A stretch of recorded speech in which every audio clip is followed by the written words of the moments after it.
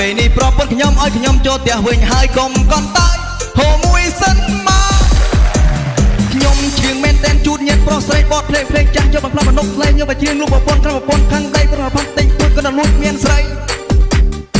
ជឿតាមពុកម៉ាថាឯងប្រពន្ធឯងយកធ្វើម៉ែឯងយកធ្វើអីខំបងផឹកស្រាវខំបងអោបស្រី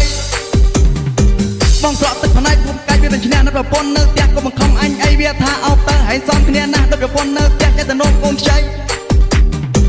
កុំខឹងវាអីមិត្តភក្តិចង្រៃនិយាយត្រង់ពេកហើយវាថាឯងចាក់បងថាម្ចាស់ឡើយប្រយ័ត្នដេកក្រៅផ្ទះក៏មិននិយាយផ្ដាស់វិញស្អប់វាអូនអើយសូមត្រង់តែខ្លួនកុំស្អប់បង